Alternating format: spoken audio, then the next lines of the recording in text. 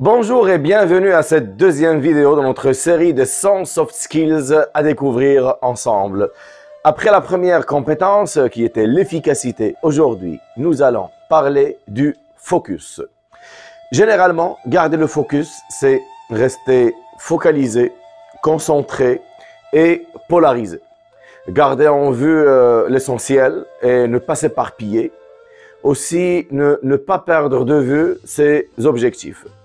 Pour rester focus, il faut tout d'abord avoir une vision. Pour l'avoir, il faut commencer tout d'abord par changer ses habitudes. Il faut adopter le bon état d'esprit tout en utilisant la pensée positive. Et bien sûr, nous devons aussi avoir confiance en nous. Une chose qui se travaille et qui n'est pas du tout compliquée quand on s'y met. Avoir aussi une estime de soi et adopter de nouvelles aptitudes tout en restant motivé et persévéré. Donc, je reste focus parce que j'ai une vision.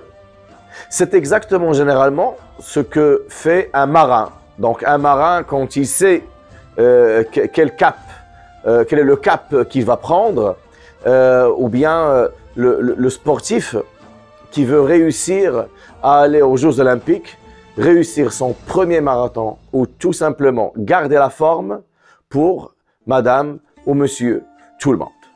Ensuite, nous devons ressentir les émotions. Accepter aussi bien les émotions négatives que les émotions positives.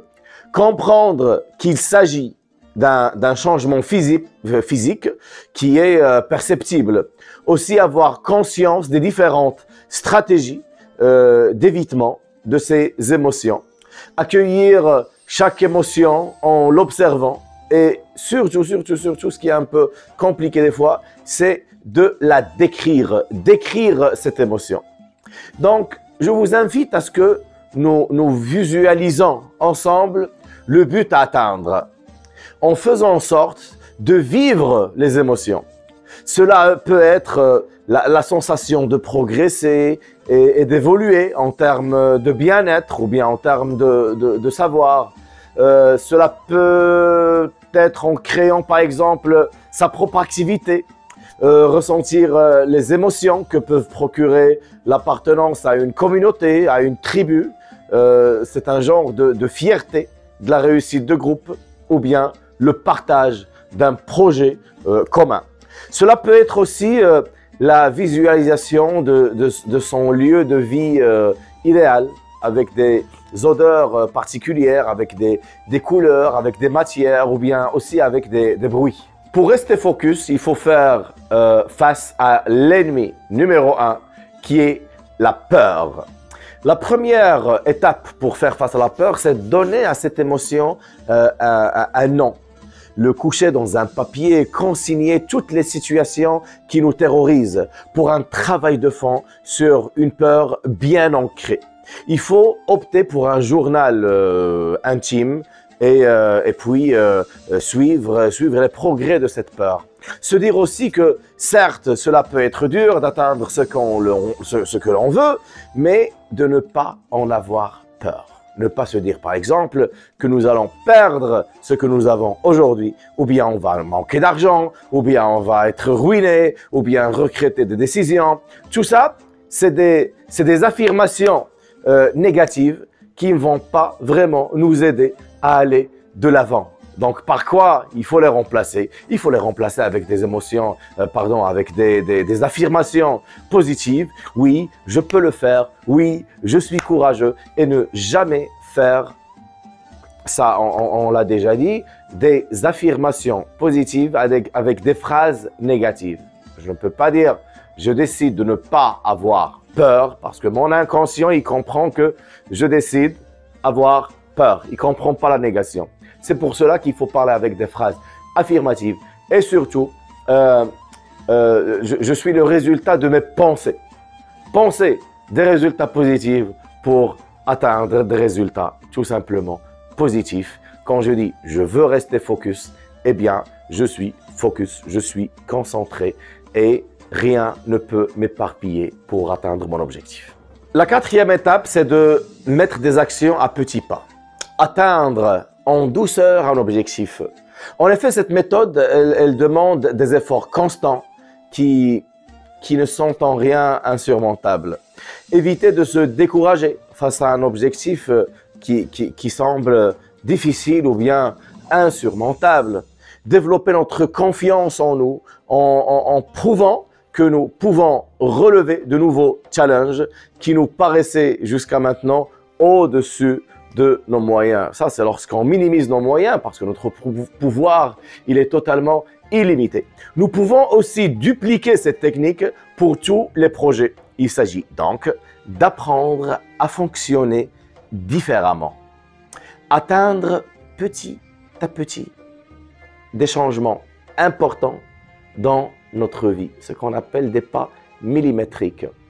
C'est en reprenant toutes ces étapes que nous allons pouvoir déterminer chaque matin ce que nous allons faire dans la journée pour avancer dans nos projets et surtout atteindre notre but. Investir notre énergie. Il est évident de préconiser aussi de penser en mode investissement et non pas en termes financiers, mais en termes énergie. Le but est d'utiliser la bonne énergie au bon moment.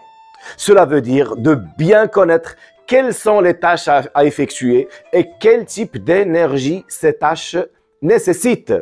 Il est évident qu'il faut pas la même énergie lorsqu'on a besoin de concentration, ou bien pour la créativité, ou bien pour l'écoute active, la réflexion, ou pour animer un groupe, ou pour lire ses emails. Le niveau d'énergie, il diffère. Et surtout, au lieu de mettre toute notre énergie sur ce qui ne va pas, ou bien ronchonner, ou bien à ruminer, il faut prendre l'abondance d'attitude, à savoir mettre notre énergie dans la recherche de solutions, au lieu de nous concentrer sur les problèmes ou bien les situations que nous n'aimons pas. Car, comme le disait si bien Jack Sparrow dans le Pirates des Caraïbes, le problème n'est pas le problème. Le problème est votre attitude face au problème.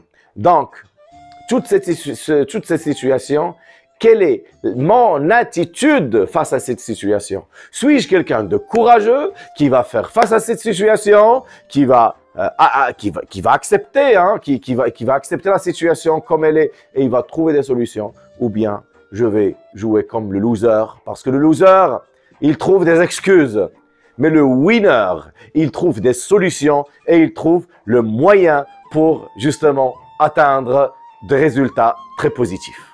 Et comme dernier point, parmi les points les plus importants, c'est de restreindre les distractions.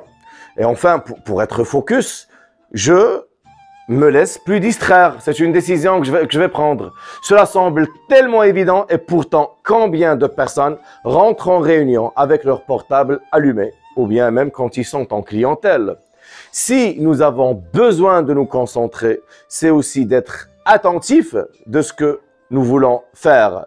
Si nous voulons avancer vite, eh bien, nous devons nous mettre dans un environnement propice à ce que nous voulons faire. En coupant les réseaux sociaux, les emails, les bruits perturbants et tout ce qui peut attirer notre attention.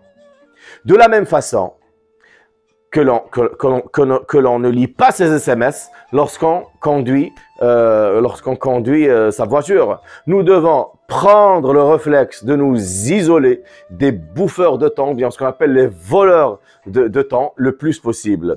Il vaut mieux travailler 1 heure en mode coupé du reste du monde que 4 heures en étant interrompu à tout bout de champ. Donc, j'espère que cette vidéo nous a été utile pour rester focus et pour atteindre nos résultats rapidement avec efficacité. Je vous remercie et à la prochaine épisode.